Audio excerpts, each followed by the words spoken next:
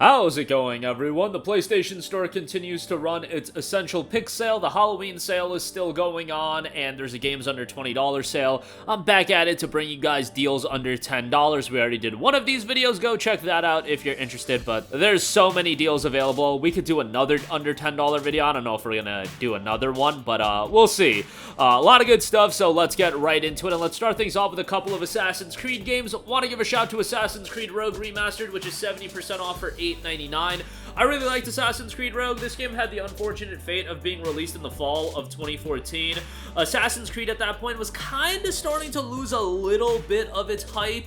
I just think the yearly releases were getting a little bit to be a bit much, and the issue with Rogue was it was coming out in fall of 2014, and it was the last generation game. So that year they decided to release AC Rogue on 360 and PS3, and then they decided to do AC Unity on PS4 and Xbox One. Well, AC Unity got the bulk of the attention, and AC Unity, while that game when it came out was a bug-ridden mess, nowadays, you know, people look back at that game as a really solid Assassin's Creed game.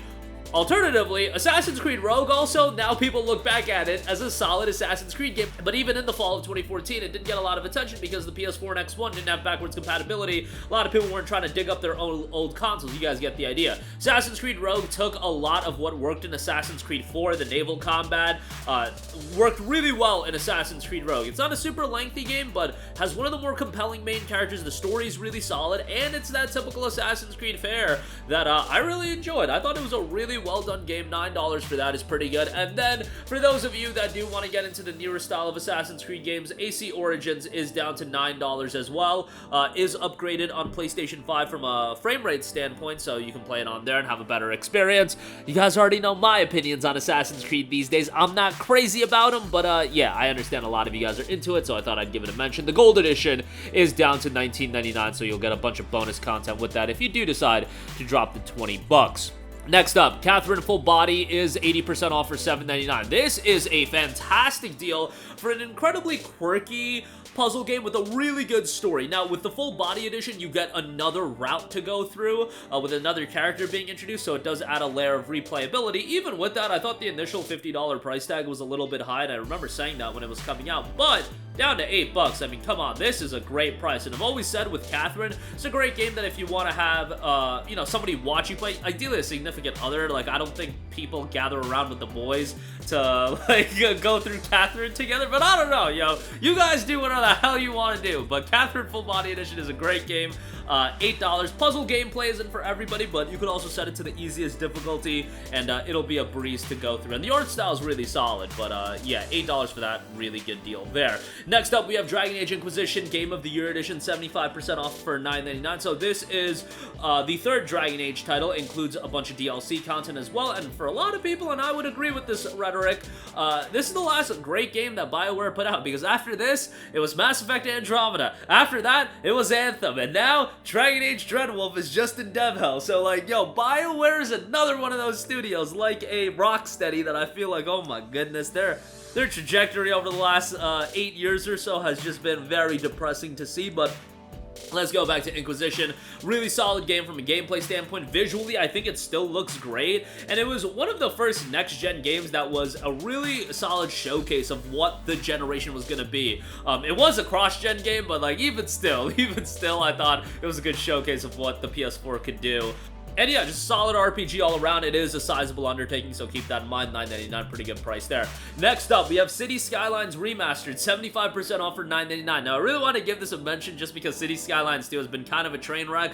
That's kind of the deal with a lot of those games. Now, City Skylines 2 was supposed to drop on PlayStation 5 just a few days ago, but apparently the game has really bad performance issues on consoles, and it has really bad performance issues on PC as well, which it came out, but I guess the console version just must have been a complete train wreck where they didn't even want to release it. City Skylines 1 does exist, and it's a pretty compelling city builder experience. Now, just the thing with this game is that there is a ton of DLC and additional content that if you want the complete experience, yeah, you gotta sell an arm and a leg to get all that content, but you know, with the PS5 edition, it does include a bunch of upgrades, map editor, new environmental controls, UI improvements, quick selection tools, and so on and so forth. So if you want a city builder, $9.99 for this is good. City Skylines 2 should be out sometime, probably in early 24 on PlayStation 5. Next up, we have Far Cry 3 Classic Edition, 75% off for $7.49. Now, emphasis on the Classic Edition nomenclature because, yeah, Far Cry 3 doesn't see a lot of upgrades on PS4 with this release. But why do I recommend it? Because Far Cry 3 is a freaking awesome game. Really took Far Cry as an IP to the next level, and now, you know, Ubisoft is all in, and I think some of the recent Far Cry games, I was like, alright, yo, we're pushing back a little bit on that, but Far Cry 3 is great.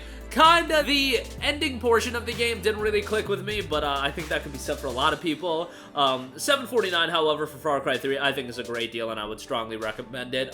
You know, it is a 2012 title, so keep that in mind, but this game, from a visual standpoint back then, looked fantastic. It was one of those games that pushed visual fidelity in 2012, so $7.50 for that. Kind of pricey. Like, I would like to see a $3.74 price tag, but, you know, that might just be me being cheap. Next up, Dreams, 60% off for $7.99. A game that I think Sony could have done much more with, especially from a marketing standpoint. There are so many things you could have done with Dreams to make this game easier to access for consumers, and I think that would have just elevated the game to a different level. Sure, you can be selling copies for $8, but ultimately the game is now shut down. From a update standpoint, you can still go in and enjoy the Dreams universe.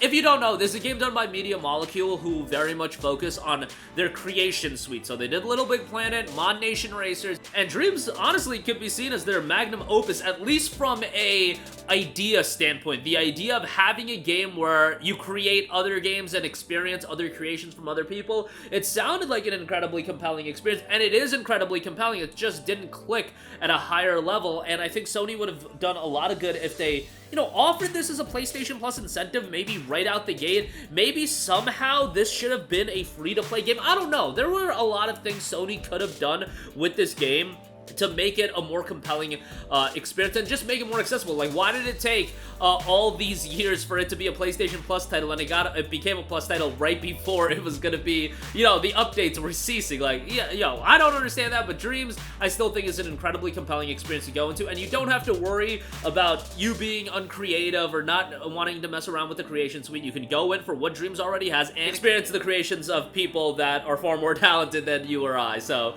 yeah, $8 for that is pretty good.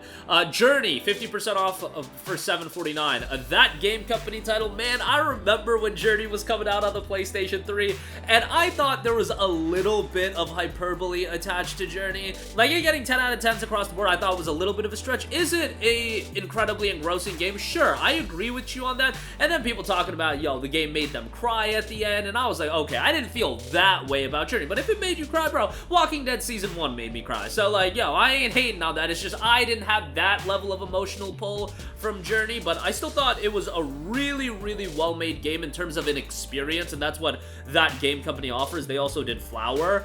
Yeah, $7.49 is not a bad price. Again, this is one of those games I'd like to see at $3.74. Paying over $5 on Journey just doesn't sit completely right with me, but you know what? That's just me being cheap as hell again.